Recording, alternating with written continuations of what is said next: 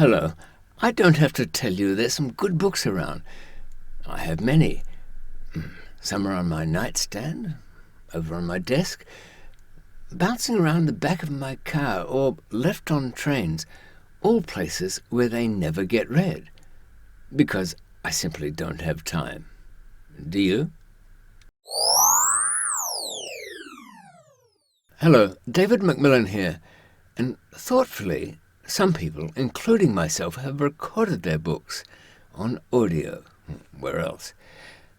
And they are available through Audible, which is part of Amazon. There's nowhere else to go. It's a kind of audiobook mafia. But that aside, available they are.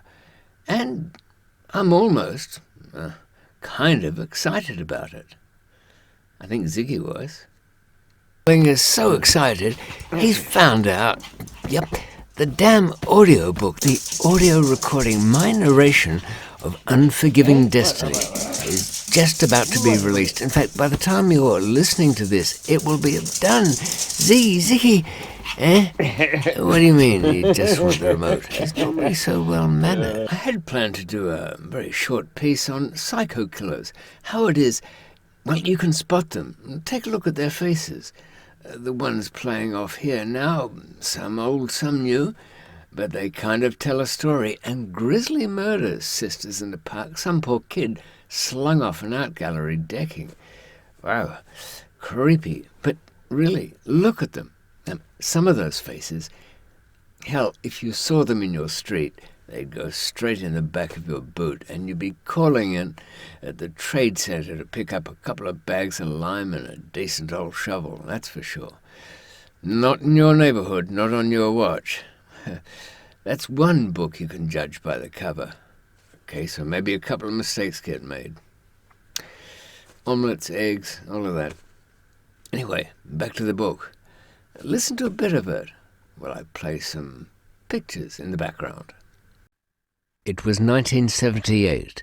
The checkpoint at the border crossing between Afghanistan and the Pakistan province of Balochistan was little more than a battered office, and 3 officials in worn uniforms suggested that this crossing on a minor road was barely used, yet the deep and wide wheel ruts in the stony ground spoke of frequent heavy vehicles. To my eyes that day, the fact that everyone was armed to the teeth told another truth. Anything worth carrying long distances through hard and dangerous country is often worth more than other travellers' lives. I hoped it would not be mine, for I was 23 and too inquisitive to die soon. Bangkok.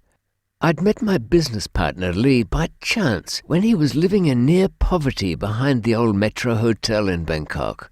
I'd not long been smuggling out of Thailand, and soon dumped the pimps and loose-mouthed half-wits I'd dragged out of the red light district. Lee had a smiley, open face that apparent experience hadn't lined. A fellow whose life's misadventures leaves a face haggard in youth is rarely to be trusted.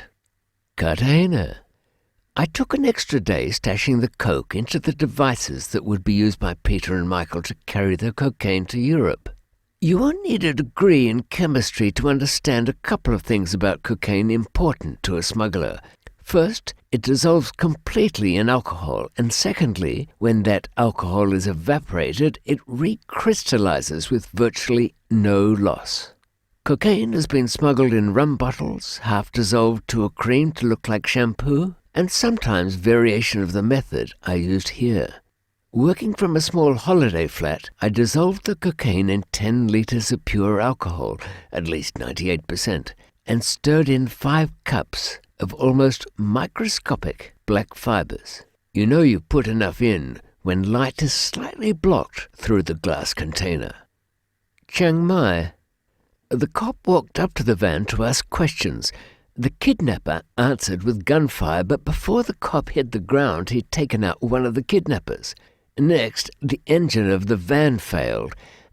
What is it with cars and crime? Surely it's a false economy to take a broken-down car just because you know it's to be dumped. Soon enough, the street corner is all police cars, emergency vehicles, Americans and the press. To avoid being killed immediately, the remaining gunman let the kid go while keeping a bead on the agent's wife, Joyce, next to him. To make his intentions clear, he'd taken wire from the broken VW and tied back the trigger of his revolver, keeping it cocked with his thumb. The idea was that just his thumb keeping the gun's hammer from springing, if he caught a bullet, then so would she. Jalalabad. At the time a busy junction.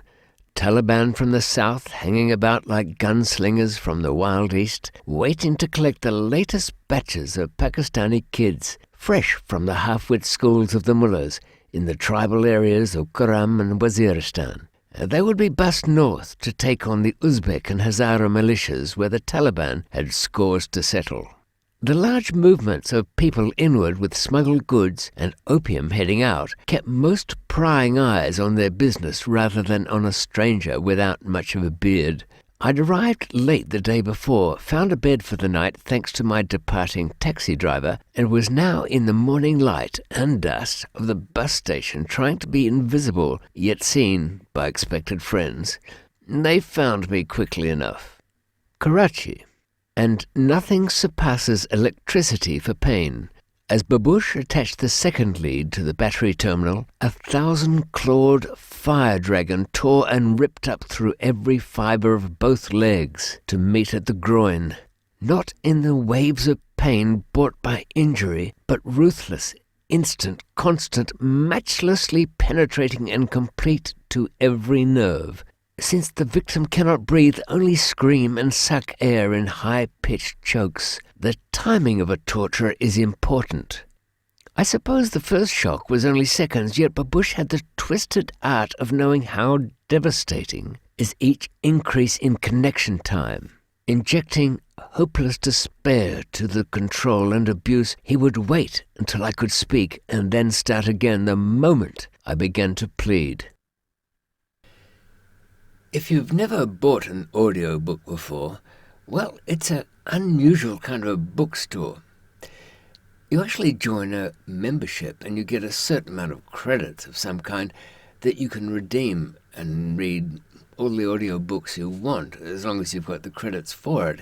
It's a little bit like audiobook Netflix. And that's the way Unforgiving Destiny's been loaded up. I don't really have much of a choice. There's no direct way of doing it. But if you're new to all of that, send me a message in one of my many contact links down below in the description box there, and I'll send you back one that'll make the whole grisly process easier for you. And then you can get the entire story, well, certainly 40 years worth of it, in 14 glorious hours of me droning on. Yeah, sure, there are lots of other audiobooks to choose from, but not that many of them narrated by the perpetrator, by the author. Yeah, quite a few of you have been asking for it, and I know who you are, so I'll let you know. It's out now. What'll I do? Anyway, if it does nothing else, that can go on your nightstand and drift you off into a nightmarish slumber. You know, Ziggy, he was actually looking for the remote. Doesn't read much. Bye for now.